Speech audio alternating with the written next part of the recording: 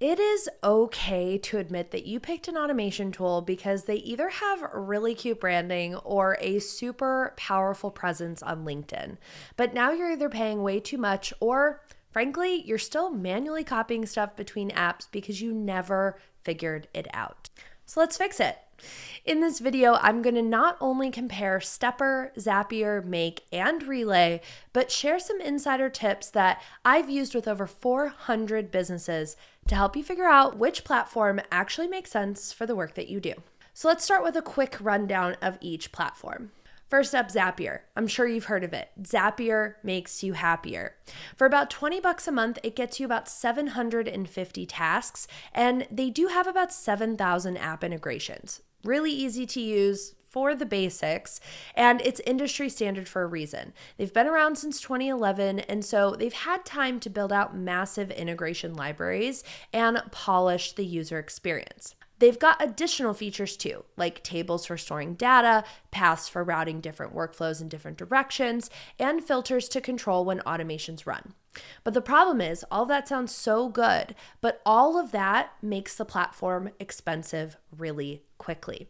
And so once you need more tasks or premium apps, a great example is QuickBooks is only available as a premium app. So if you use QuickBooks, you have to pay more in order to use Zapier. And so you're looking at roughly $50 to $100 or more per month. And if you're doing anything complex with multiple steps or branches, it gets messy and you can eat through your task limit very quickly. Next up, we have Make. It used to be called Integromat, and if I'm being honest, it's very overwhelming for me. I've never been successful on this platform. But for about $9 a month, you get 10,000 tasks, or what they call operations, and it's all visual drag and drop flowcharts that show you exactly how your automation flow works. It's incredibly powerful for complex logic, conditional branching, things like routers, iterators, and aggregators for handling data in sophisticated ways.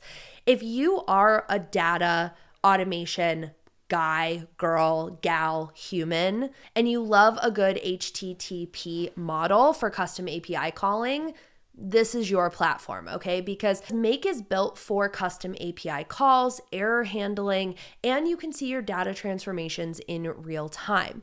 And of course, while the pricing is better than Zapier at scale, you get more control over exactly how your automations run. But the learning curve is so extensive. And to be even more so from just the learning of the basics, the interface itself, in my opinion, is very overwhelming. And so you're going to spend more time trying to figure it out instead of just building the automations and going on with your day, because it is developer friendly. And so if you're great technically, it's great, but it's so intimidating if you're not.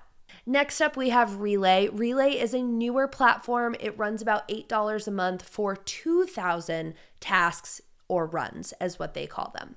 But Relay is really special in the sense that they believe that humans should still be involved in the automation process. And so that is how this platform is built, is they want you putting in human in the loop automation. And so if you need, let's say, someone to approve something before the next automation runs, Relay is legitimately the best platform for that. They've got built-in approval steps, collaborative workflows where multiple people can interact with the automation, and they've got some AI assistance for drafting content within the workflows.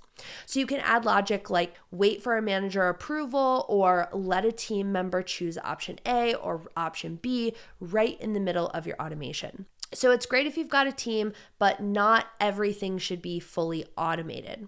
And that way you get the notifications, you know exactly where you are in those workflows. So of course we want efficiency, but we still need human judgment, human interaction within that process. The interface is clean, it's modern, and honestly, it's pretty user-friendly. It's pretty popular, I will say though, in the no-code, low-code space. And then of course we've got Stepper. As we know, Stepper is a part of Paperform's Swiss Army knife of tools, and it is a free platform. Unlike all of the other ones, it's not a free trial. It is a truly free plan for people who need basic automations. And because it's within Paperform's ecosystem, if you already are using Paperform, PaperSign, it's native. So you don't need a third-party middleman. Everything works natively. But it does connect, obviously, to a ton of other apps through its integration library. And as we've talked about on this channel a lot, the AI is really, really powerful because not only can you say, hey, I want to build this, you can actually say, hey, I have this idea. What would the workflow look like? And StepperAI will actually describe, ideate, and build with you and create the entire workflow from the triggers, the actions, the components, everything. Then, of course, you want to test it. We want to tweak it and go from there. And like I mentioned just now, components are a really cool, powerful feature of Stepper, which none of these other platforms have, which is that you can actually build reusable building blocks, save them, and then drop them into other workflows. So you're not just rebuilding the same logic over and over and starting from zero. You can really start from step 5 instead of step 1. And the trade-off is that, it is newer. Stepper launched in the end of 2025. And so it doesn't have as many integrations yet, let's say, as Zapier, who is a 15-year business.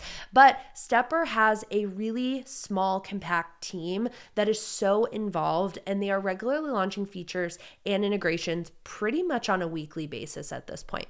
They also have a really great Discord community that you can ideate workflows, you can show off what you're building, you can ask for support from the community, you can also get troubleshooting support, and of course, submit feature requests. And that seems to be a dying art of a lot of these tools on the market, is that you really have a hard time getting in touch with the humans building the platforms. And that's one thing that I love about the Paperform team with all of their tools, is they are really focused on human support, human connection, and helping you get to the end goal of whatever you're building.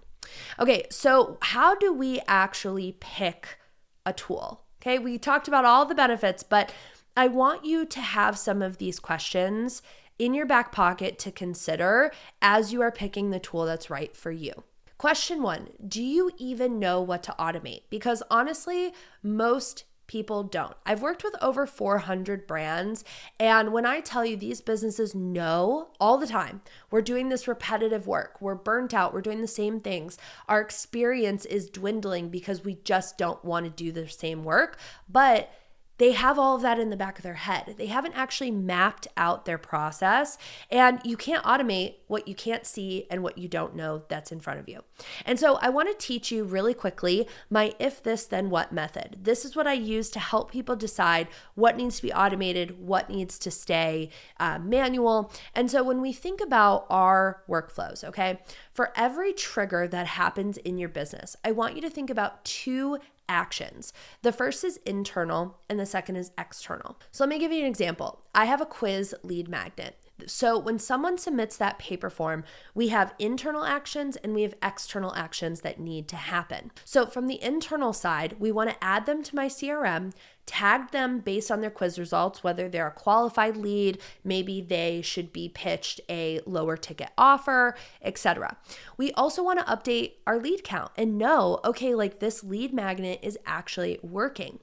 Then on the external side, we don't just want to say, great, you took this quiz, go on your way. We actually want to engage them further. So we want to send them an email with their results and then link to schedule a discovery call. Simple. We want to keep the conversation going. So that's 1 trigger, 2 actions. And once you map that out, you can see exactly what needs to be automated. So the other thing is that most people only think about the external stuff like the email or the calendar invite, but they forget the internal actions like updating their CRM, tracking the lead, logging it somewhere. And that's honestly, in my opinion, why systems break down. So before you pick a tool, I want you to map your processes out. And I have a really great workbook linked down below. I want you to use that to walk through your actual processes, figure out what you need, what you don't, understand your triggers, what happens internally, but also what is the external reactions that we also want happening. And this is where something like StepperAI is actually really helpful, because once you see your process in front of you, you can literally go into StepperAI and say, hey, this is the process. How can I automate it? How can I make it better? And it will ideate alongside of you. So this practice will help you figure out how to build it out. And while, let's say you're on Zapier or you're on Make, you need to already have this information decided and figured out. And so until you do, you're probably just going to be staring at a blank screen without much momentum. So question number 2, how much automation do you actually need? We all see everyone is jumping on AI, everyone is jumping on automation, but what actually matters for your business? Most small businesses, freelancers, and creatives that I've worked with, on average, only need about 10 automations. That's it. You're not running this massive operation. You've got your client intake, you've got your lead follow-up, you've got your invoice generation, and maybe some social media scheduling or something. And if that's you, the super complex platforms are really going to be overkill. You don't need Make's advanced flowcharts. You don't need Zapier's premium features. And Stepper handles 10 automations easily with no limits. And so if you need more than that, as you continue to scale, you'll know exactly what you need anyway. I also, as like a tiny snippet towards StepperAI, I put a video out a couple of weeks ago of how to actually work with StepperAI as you scale to say, hey, let's add this, or how do we add this? And it will update your workflows for you. Question number 3. What features do you actually need? This is where tools start to truly differentiate. So Zapier's got things like tables for storing data, multi-steps paths for routing, and if you need it, that's great. Make's got HTTP models, and if you're doing custom API work or webhook work, legitimately powerful. But here's the question. 1, do you even know what any of that means? And 2, do you need those features?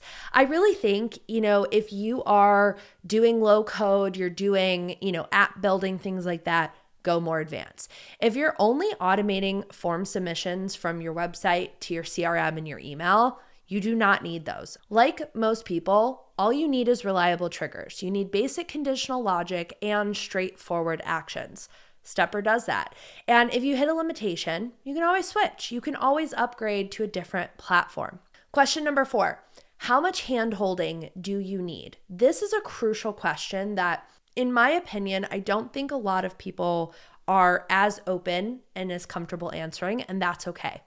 If you are a beginner when it comes to building automations, I want you to pick a tool that is easy to use. So that is also where StepperAI is helpful because it guides you through the entire setup. You describe what you want, like when someone books a call, you add them to Notion, send a confirmation, and it takes care of it for you. But these other tools like Zapier, they have Copilot, which, honestly, it gets a lot of stuff wrong. And so, you still end up doing a ton of manual configuration, like mapping fields and trying to figure out what went wrong. I couldn't tell you how many times I've had clients after projects are done where they get these emails from Zapier and they're like, what does this mean? And it's an email that's like, it may have failed, but they don't tell you where or what or why. And so it's truly overwhelming for a lot of new users. And so if you've never automated anything before, having AI that actually helps you, not just kind of suggest things, makes a massive difference. Okay, so now that we've kind of gone through our basic foundation questions, let's use some actual use case scenarios to help us make this decision better. So scenario number 1, you're running a coaching business, you're using Paperform for client bookings, you want to automate intake forms, and you want to send confirmation emails. Maybe add some stuff to your calendar. I say start with Stepper. It's built natively for Paperform. The AI will help you set it up. There's no cost barrier to getting started. And if you hit some limitation down the road, you try something else. But 90% of the time, you probably don't. Scenario number 2, you're running a whole marketing operation. You've got 30 workflows, complex conditional logic. Let's say you have multiple sales funnels that you need things talking to each other in specific ways with filtering and paths and things like that. This is where Make or Zapier makes sense because you need the power. And Make's probably better value at that scale, if I'm being honest, between the two, but you're also not the person asking which tool to pick. You already know. Scenario 3, you've got a team and you need approval steps. So let's say someone books a sales call with you, you want to review it before the calendar invite goes out. That's going to be Relay. That's literally why they were built, and they are really good at that. There are other tools technically, can do this. You can go in and say, send an email to Sally and ask for her approval, but then the automation still technically runs. And so there's a lot of weird finagling you need to do in a lot of these other tools, but Relay is actually built for stop and go within automation. Scenario number 4, you are just starting out, you don't know what you need, you're just experimenting. Again, go with Stepper. I can't say it enough, but it's not because it's free, but it handles what most small businesses actually need, and you won't hit that paywall on your tech spend as you're learning. The other tools are good. They're established for a reason, but for most people watching this, Stepper's the easier starting point that you probably won't outgrow. If you're already deep in automation and you know exactly what you need, like you're running 50 workflows, you need a specific advanced features, go with Zapier and Make because they've got the scale. But that's probably not you. Let's be honest. That's the whole reason we're here. You're new to this. You're a beginner. You're basic. And that's okay. It's okay to not need all these crazy bells and whistles. And I will always scream this from the top of the mountains. Before you even look at software, go do the work analog style.